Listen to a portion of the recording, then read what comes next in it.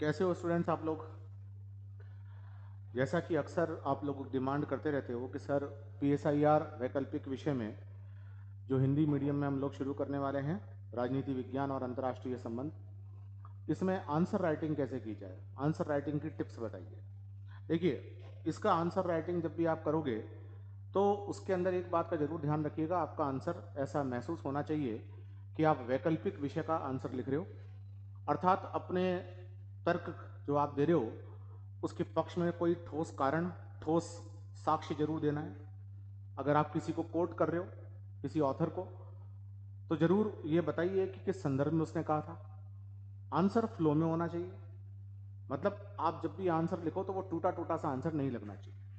तो आज एक आंसर हम लेते हैं, क्वेश्चन लेते हैं 2020 का क्वेश्चन आया हुआ है PSIR के मेंस पेपर का, जो आपका ऑप्शनल सब्जेक्ट रहता है। उसके अंदर एक क्वेश्चन आया हुआ है, जो क्वेश्चन आपको यहाँ दिखाई दे रहा है।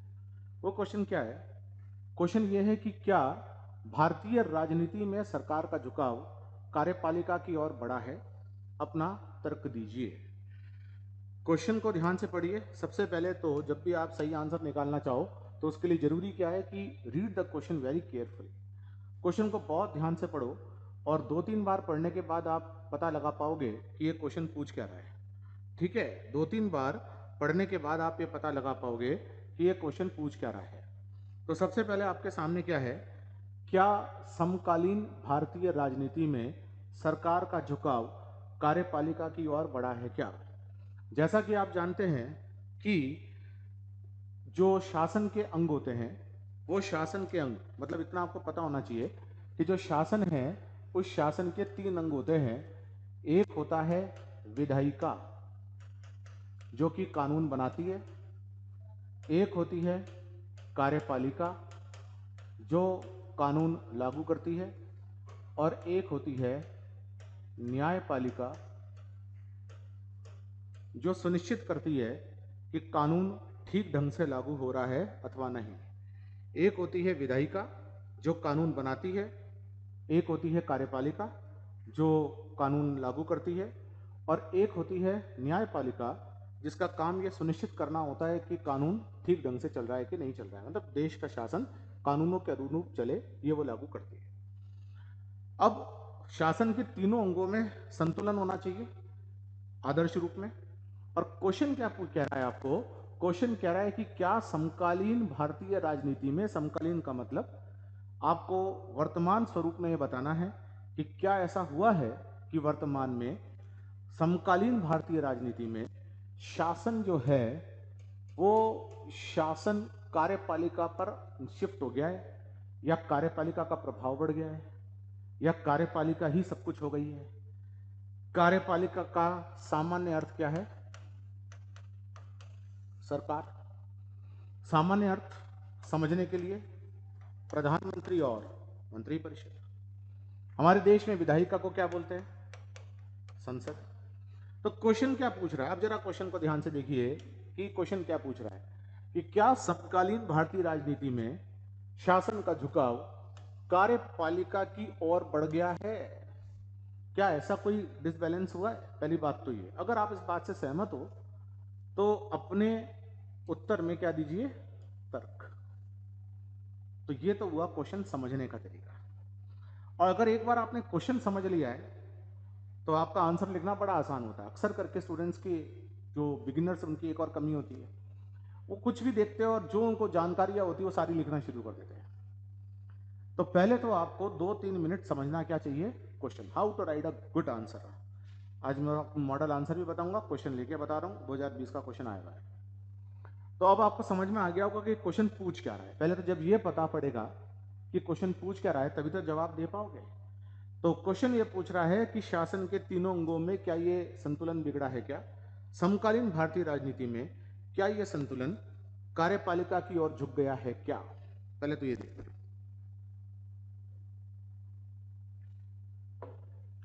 जब भी आप इस प्रकार का जवाब लिखोगे तो आपको सबसे पहले तो ये बताना पड़ेगा कि भारत में शासन का स्वरूप है कैसा। इंट्रोडक्शन आप क्या लिखोगे इसमें कि भारत में शासन का स्वरूप है कैसा? तो कैसा है भारत में शासन का? कौन सा स्वरूप है? संसदीय। और संसदीय शासन प्रणाली के अंदर शक्तियों के पृथक्करण का सिद्धांत लागू नहीं होता, जैसा कि अध्यक्षीय प्रणाली में होता है। संसदीय प्रणाली के अंदर शक्तियों के पृथक्करण का सिद्धांत लागू नहीं होता, जो कि अध्यक्षीय प्रणाली में होता है। अब ये क्या होता है? आप जानते हैं कि संसदीय प्रणाली में संसद के निचले सदन में जिस दल को बहुमत मिलता है, वो बहुमत वाला दल ही क्या बनाता है? सरकार। इसका मतलब ये हुआ कि नहीं कि सरकार के सदस्य संसद के सदस्य अवश्य होते हैं, उनमें पृथक्करण नहीं होता। अध्यक्षीय प्रणाली में क्या होता है? अध्यक्षीय प्रणाली में जो विधायिका है, अध्यक्षीय प्रणाली में क्या होता है? जो विधायिका है, कानून बनाने वाले, और जो सरकार है, कार्यपालिका, कानून लागू करने वाली, उनमें पृथक्करण होता है। इसके अपने काम होते हैं, इसके अपने काम होते हैं, दोनों में कोई कॉमन मेंबर नहीं होता है। सरकार का कोई सदस्य विधायिका का मेंबर नहीं होता अध्यक्षीय प्रणाली में, और विधायिका का कोई सदस्य सरकार का सदस्य नहीं होता, दोनों में पृथक्करण है। लेकिन संसदीय प्रणाली में क्या है? संसदीय प्रणाली का अर्थ यह है कि संसद से सरकार निकलेगी, संसद के निचले सदन में जिस दल का बहुमत होगा वो क्या बनाएगा? तो हमारी शासन का स्वरूप क्या कहता है?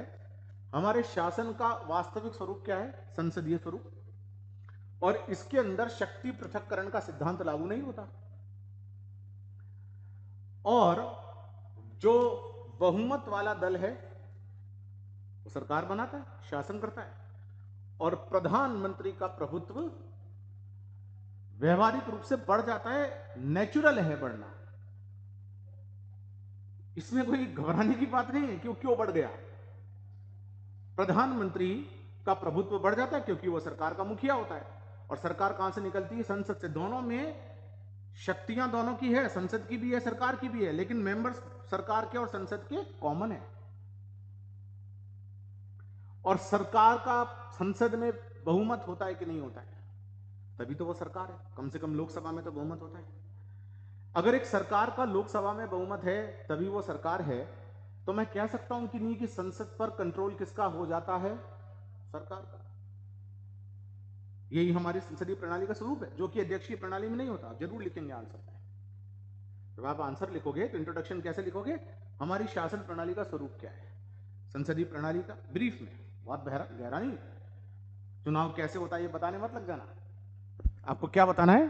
संसदीय प्रणाली के अंदर ये व्यवहारिक ही है, ये नेचुरल है, स्वाभाविक है कि संसद पर कार्यपालिका हावी हो जाए और प्रधानमंत्री का जो है वो प्रभुत्व हो जाए। अब देखते हैं जो इस पर जो समकालीन संदर्भ, इस क्वेश्चन में और क्या पूछा है?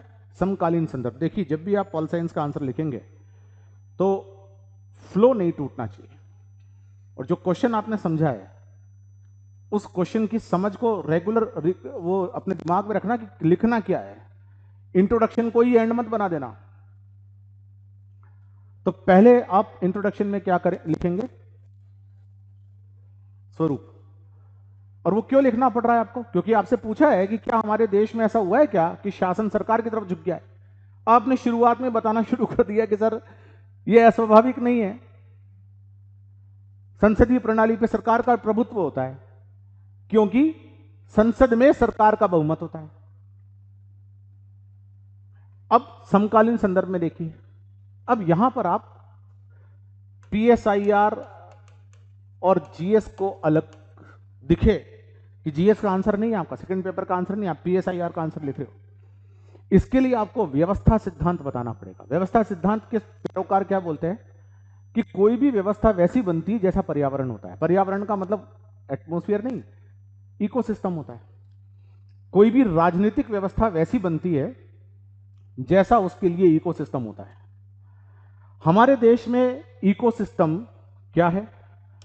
हमारे देश में इकोसिस्टम यानी कि राजनीतिक व्यवस्था को निर्धारित करने वाला तत्व कौन सा है? दल व्यवस्था। व्यक्ति का चुनाव नहीं हो रहा, यहां दल को चुन रहे हो आप। वहां क्या हो रहा है? अध्यक्षीय प्रणाली में? व्यक्ति का चुनाव। तो इसलिए वहां व्यक्ति डोमिनेंट है कि नहीं? यहां क्या है? दल व्यवस्था। और इस दल व्यवस्था के अगर हम भारत में अध्ययन करें तो आजादी के बाद से लेकर 1989 तक, आजादी के बाद से लेकर 1989 तक कांग्रेस का प्रभुत्व रहा। भारतीय राष्ट्रीय कांग्रेस, जो बाद में कांग्रेस आई के नाम से जानी जाने लगी, इंदिरा गांधी जब उसकी लीडर बन गई, तो इस सिस्टम को कांग्रेस का प्रभुत्व। और रजनी कोठारी, जब आप पढ़ेंगे थोड़ा और तो आपको समझ में आएगा कि जो रजनी कोठारी है, उन्होंने कहा कि यह कांग्रेस सिस्टम है। उन्होंने इसका नाम ही कांग्रेस व्यवस्था दे दिया। जो कांग्रेस चारी वो हो रहा है। आजादी के बाद से 1947 तक से 1989 तक, बीच में मोरारजी की गवर्नमेंट आई भी, लेकिन बहुत छोटी। रजनी कोठारी ने एनालिसिस करके क्या कहा कि ये 1989 तक भारत में कांग्रेस शासन का इतना प्रभुत्व रहा कि शासन व्यवस्था ही कांग्रेस व्यवस्था के नाम से जाने लगी। कांग्रेस सरकार में थी और संसद में बहुमत था, तभी सरकार में थी। तो शासन प्रणाली पर किसका प्रभुत्व हो गया? कांग्रेस का। 1989 के बाद क्या हुआ? 2014 तक हमारे देश में सरकारें कैसी रही? गठबंधन की सरकारें। गठबंधन में किसी एक दल का बहुमत नहीं होता, विभिन्न प्रकार के दल होते हैं। गठबंधन की सरकारों में सरकार की शक्ति कुछ घटी। गठबंधन की सरकारों में क्या हुआ कि 3 अंग थे, अंग है। एक है विधायिका, एक है कार्यपालिका, एक क्या है? न्यायपालिका।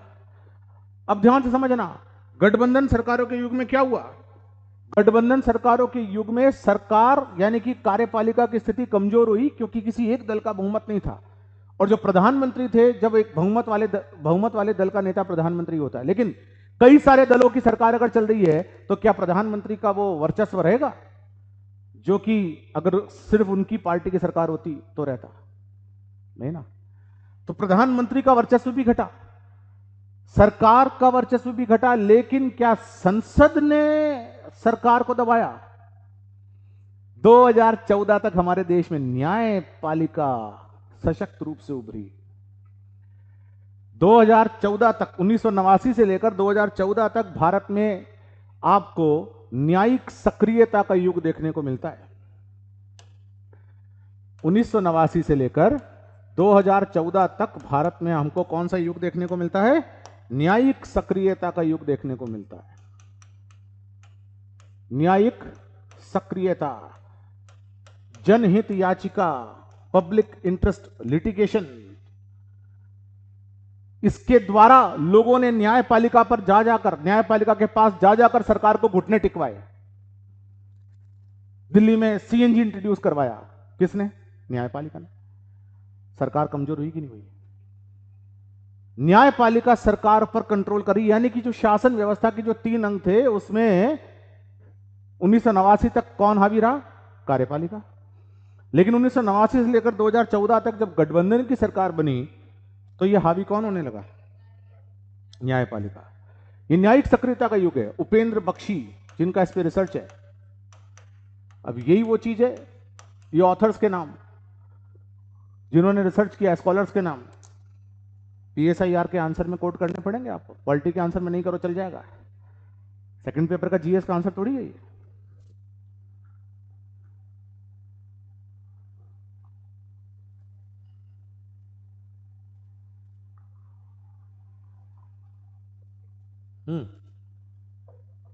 समझ पा रहे? तो सरकार कैसी रही?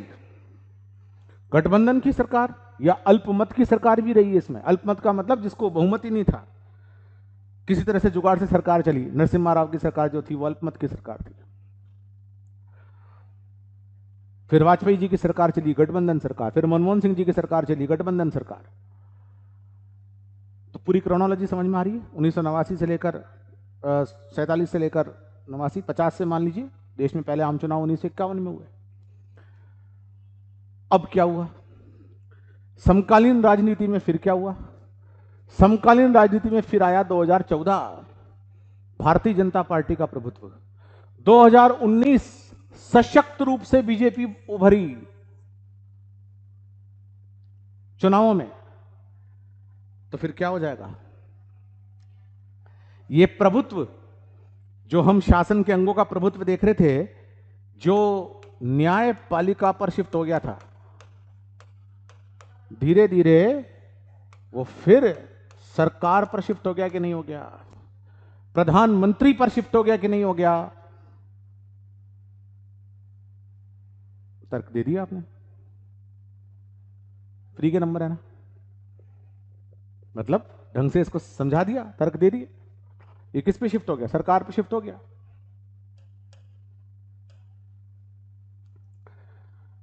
और ये माना जाता है कि ये युग, ये टाइम,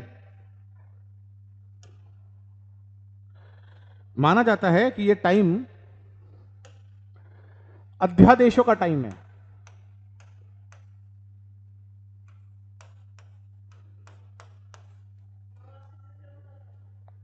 नवासी 14 नहीं, 14 से आगे, 14 से आगे, 89 से 14 तक तो हमने देख लिया न्यायिक सक्रियता का युग। 14 और 19 में क्या हुआ? पहले 14 से 19, फिर 19 से और बीजेपी सशक्त रूप से उभरी। तो ये समय कौन सा बन गया? अध्यादेशों का। सरकार ने संसद तक को बाईपास कर दिया। सरकार ने कहा नहीं, आपको हमें बहस नहीं करानी, फिलहाल अध्यादेश। अध्यादेश का मतलब कानूनों को पहले लागू करवा देना और बाद में संसद से पास करवा लेना। इस पॉइंट को समझ रहे? 2014 से लेकर 2019 तक हमारे देश में इस प्रकार का युग, अध्यादेश राज, न्यायिक सक्रियता में गिरावट हुई है। अध्यादेश राज हुआ है और क्या हुआ है? न्यायिक सक्रियता में गिरावट।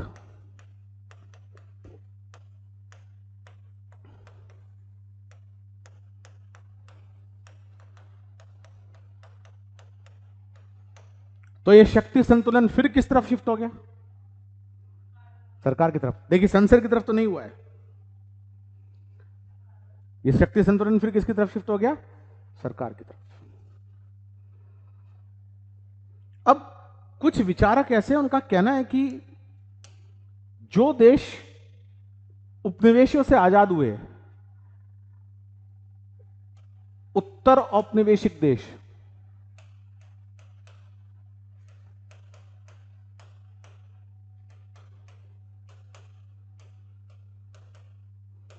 है ना, जो उपनिवेशवाद से आजाद हुए, भारत आजाद हुआ ना उपनिवेश से, तो उनमें तो शुरू से यही सिस्टम था भाई। इसमें क्या गलत है? ब्रिटिश राज में भी सरकार का प्रभुत्व था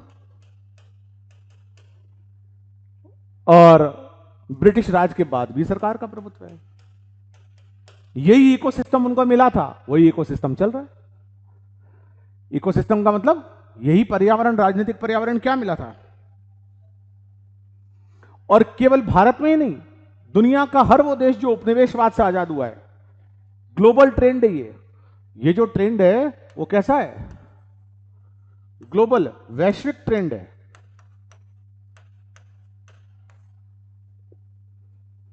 हमजा अलवी, जब आप पढ़ेंगे तो ये नाम सामने आएंगे। हमजा अलवी ने कहा है, इनका रिसर्च है। उत्तर औपनिवेशिक काल जिन देशों में आया, मतलब जो उपनिवेशवाद से आजाद, उनमें ये हुआ है। तो आप क्या क्या लिखोगे अब तक जो मैंने बताया? शुरुआत से अगर हम बात करें तो हम क्या क्या लिख सकते हैं? हम सबसे पहले लिखेंगे कि अगर हम भारत में सरकार का, पहले तो सोचोगे क्या, सिनॉप्सिस बनाओगे कैसे? 3 अंग शासन के, संसदीय, विधायिका, कार्यपालिका, न्यायपालिका, तीनों के अपने अपने काम। क्वेश्चन पूछ रहा है कि तीनों के अपने अपने काम है, तो क्या सरकार हावी हो गई है क्या? क्वेश्चन ये पूछ रहा है। पहले तो आप ये बताओगे, सबसे पहले जो मैंने आपको बताया कि सरकार हावी हो ही नहीं गई है, बल्कि सरकार का हावी होना बनता भी है। क्यों बनता है? क्योंकि भारत के अंदर कौन सी सरकार है? भारत के अंदर संसदीय सरकार है। संसदीय सरकार में सरकार का संसद में बहुमत होता है। एक संस्था में दूसरी संस्था का बहुमत हुआ तो हावी कौन हो जाएगा? दूसरी संस्था। ये क्लास मान लीजिए संसद है, इसमें सरकार के लोग बैठे और वो बहुमत में है, तो मेरी इस क्लास का मैनेजमेंट वो करेंगे ना करेंगे, क्योंकि वो बहुमत में है। बहुमत का गेम है लोकतंत्र। तो संसदीय व्यवस्था में ऐसा होना गलत भी नहीं है, ऐसा होना स्वाभाविक है।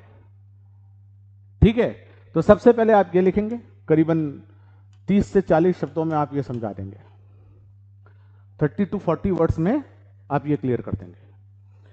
उसके बाद आप क्या बताएंगे?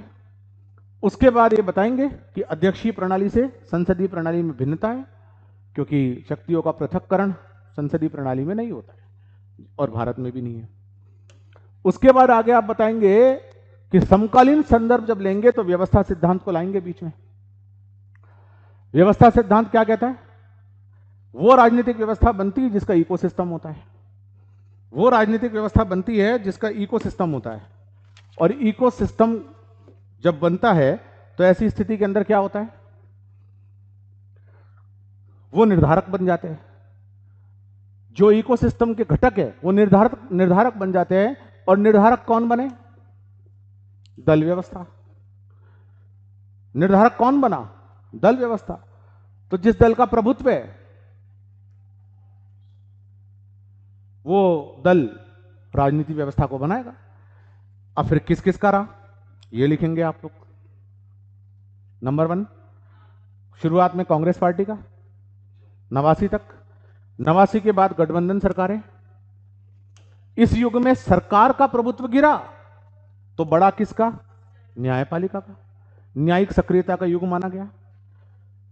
सरकार का प्रभुत्व गिरा, न्यायिक सक्रियता बढ़ी। उपेंद्र बख्शी जी को कोट कीजिएगा। लास्ट में आप क्या बताएंगे? जो 2014 से लेकर 2019, 2014 और फिर 2019 वही दल व्यवस्था ही निर्धारक तत्व है। और किसका प्रभुत्व बढ़ा? बीजेपी सरकार। पीएम हावी, अध्यादेशों का युग, ऑर्डिनेंस राज भी इसको बोला जाता है, अध्यादेशों का युग। और न्यायिक सक्रियता में गिरावट। फिर हमजा अलवी का रिसर्च बता देना।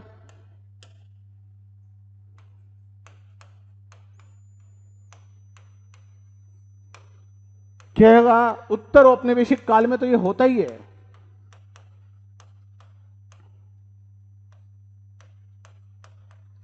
जितनी भी उत्तर औपनिवेशिक देश है, भारत में नहीं हुआ है, ग्लोबल ट्रेंड है।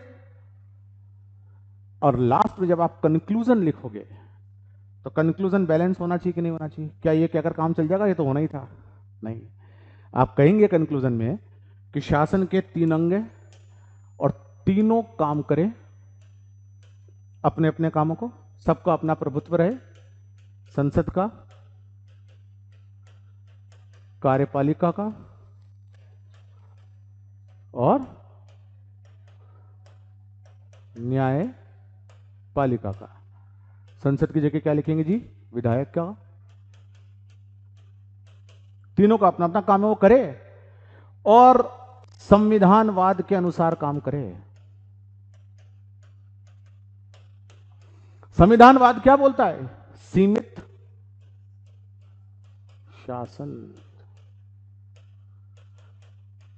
इसका शासन सीमित, इसका शासन सीमित, इसका शासन सीमित, इस तरह से काम करना चाहिए। ये आंसर लिखने का तरीका है। चीज क्लियर है? कोई क्वेरी?